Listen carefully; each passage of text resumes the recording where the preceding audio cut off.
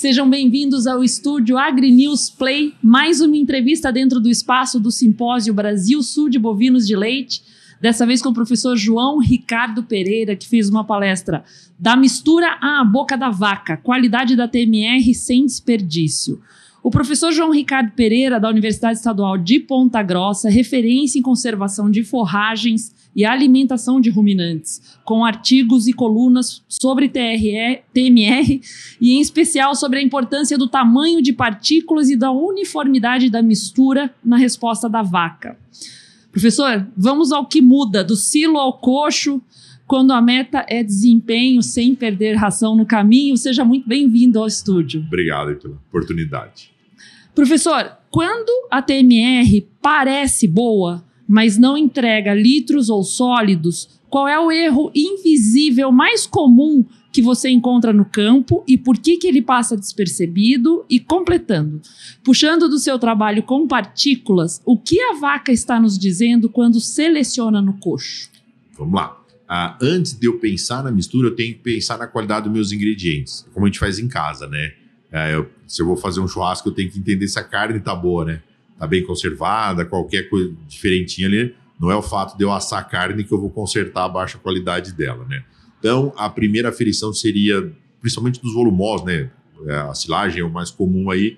Se eu tenho um problema de qualidade lá, a mistura pode estar boa, mas a recusa do animal, porque tem um produto ali que ele não tem uma qualidade que ele vai interferir no consumo.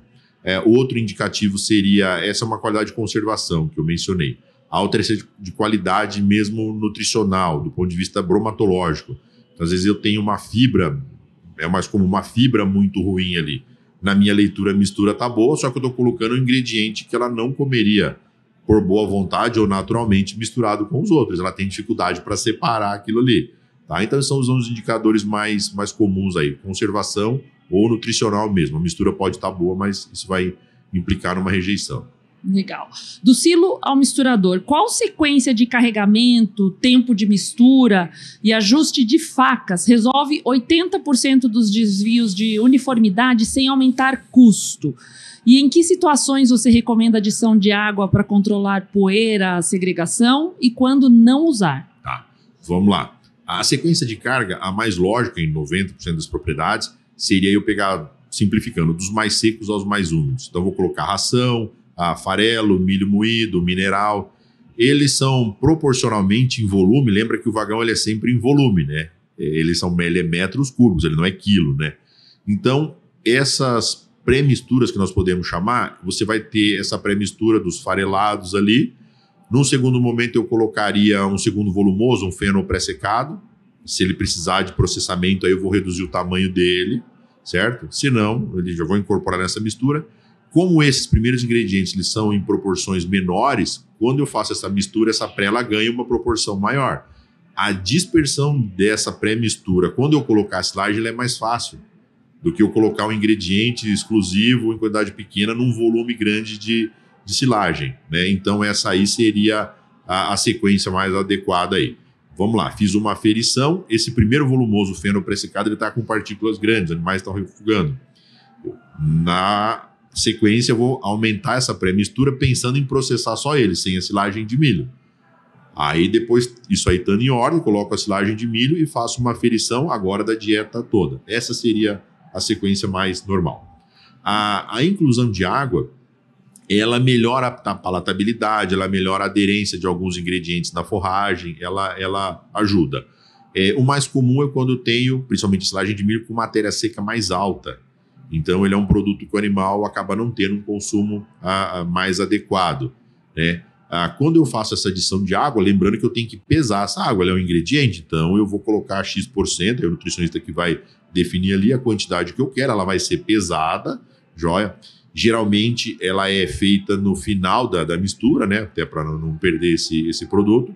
Eu tenho que ter uma atenção se na adição da água ela tem que ser meio rápida, para eu não ficar colocando água de pouquinho e processando, que eu vou estragar a silagem de novo, que agora eu já tenho todos os ingredientes aqui dentro. Então, às vezes, ele tem atenção na vazão dessa água. Ela não pode demorar para cair ali dentro. Então, ela seria mais adequada ali.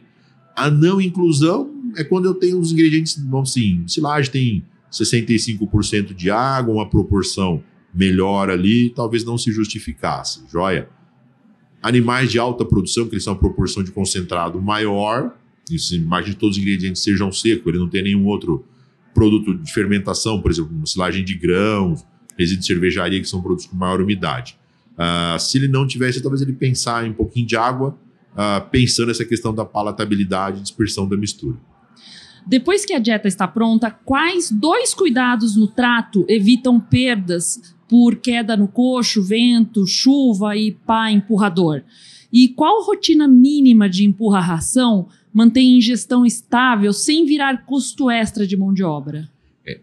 Vamos pensar, eu tenho que ter eu fiz toda a minha dieta, eu vou colocar para os animais, é uma tendência do animal, por isso uma das grandes dos fatores de importância na mistura, né?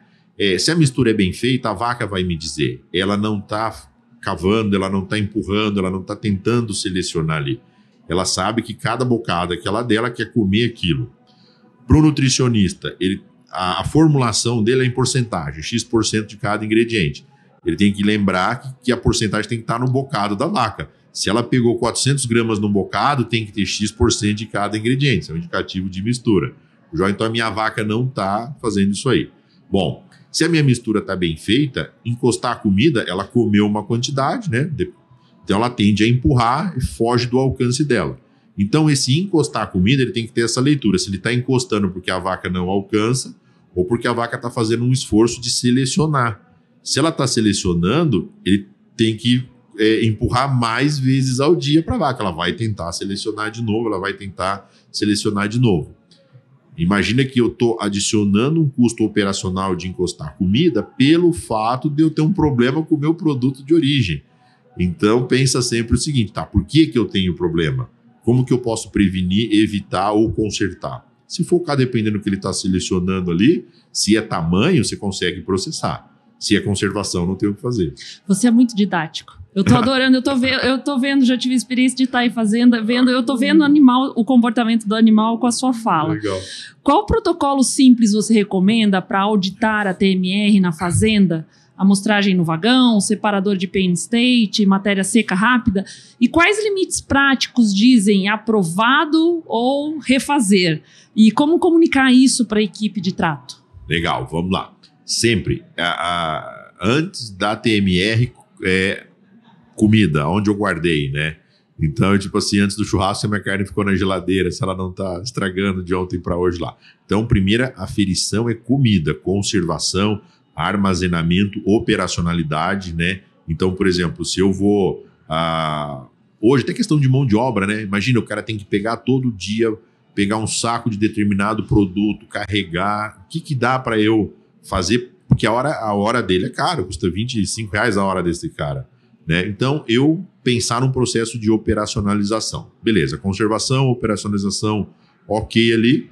Sequência de carga, que a gente já conversou, fiz a minha boa mistura aqui, tá? Bom, o que eu vou medir agora com a pain state? Eu vou medir a distribuição e a homogeneidade. O número de amostragens maiores, acabei de descarregar, o ideal é eu puxar um pedacinho para a vaca não comer. Aí eu vou pegar aquelas quantidades que eu separei, vou fazer uma avaliação com a peneira e ele vai me dar a homogeneidade, tá? Bom, dentro dessa leitura, quantidade e qualidade. Pode ser que na primeira peneira, que é de 19 milímetros, ele está passando da quantidade recomendada. Mas quem que está ali? Então, se eu tenho uma forragem boa, uma forragem de inverno, uma Zevem, que a vaca come e ele é bom, ele está grande, mas ela vai comer. Agora, eu posso ter um outro produto que está na quantidade certa, só que ela não vai comer. Palha de milho, rodela de sabugo da silagem, ele está dentro do combinado, só que ela não vai comer. Então, essas leituras todas eu tenho que ter dentro desse processo aí. Ok, tá. Eu coloquei uma quantidade de comida lá. Amanhã eu quero 5% de sobras do que eu coloquei. O que é sobra, o que é rejeito? Sobrou tudo do que eu coloquei ontem um pouquinho. 5% de tudo que eu coloquei ontem. Rejeito, sobrou alguma coisa do tudo que eu coloquei ontem. Então, eu tenho que entender quem é quem dentro do meu processo. É que nem a criança que seleciona no prato. Exatamente, né? ele comeu tudo, só sobrou banana. Ele não quer negócio de banana, feijão. Sobrou brócolis. Meu filho não comia feijão. Você acredita? Ah lá. Para uma fazenda mediana que quer parar a seleção e estabilizar a gestão, qual plano enxuto você deixaria de lição de casa com um único indicador diário para o gerente saber que a TMR chegou à boca da vaca do jeito certo? Olha, tem todo esse procedimento, todo esse protocolo. Mas pensa sempre o seguinte, a vaca à noite, ela tem mais conforto térmico, ela tem mais tempo para comer. Então, antes do primeiro trato, você lá vai fazer o que chama de leitura de coxo. Quem que está ficando no chão? Então, ele vai estar te dizendo, olha, esse aqui está mal processado, esse aqui está mal conservado. Então, assim, a vaca vai te dizer isso aí. Ele tem que entender, assim, nossa, ela comeu tudo. Se ele chegar lá e não tiver nada, sinal que ela passou fome. Ela comeria mais. Eu quero estimular, eu quero maximizar o consumo dela. A produção, a produtividade da minha vaca, ela está estritamente relacionada ao consumo.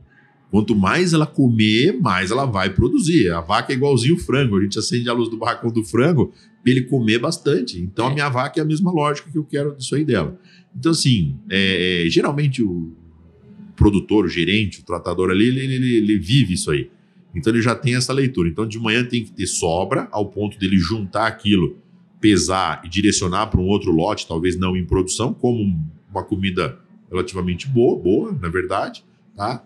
E sinal que ela chegou, atendeu o nível de saciedade dessa vaca. Professor, como que foi a sua experiência da palestra aqui no simpósio? Legal, assim, é um tema, meu tema ele é um pouquinho diferente dos que me antecedem ali, né? Então, se você for tentar fazer uma revisão de literatura, não tem. Tem alguma coisinha ou outra, assim, que para uma dieta, às vezes feito em outro país, assim, que ele difere das nossas aqui. Né? Você pegar fora daqui, por exemplo, os Estados Unidos são um grande produtor de leite, as fazendas são muito grandes. O nosso universo aqui, a maior parte dos vagões nossos é de 1,5 m a 8 metros cúbicos. Então a gente tem uma quantidade muito grande de máquinas pequenas que tá ali dentro, sabe? E então, assim, a preocupação da organização em trazer esse assunto eu achei legal, né? A oportunidade que eu tenho, porque eu sempre brinco, né? Eu saio de casa para fazer alguma consultoria, eu acho que eu aprendo, às vezes tem dia que eu aprendo mais do que quando eu saí.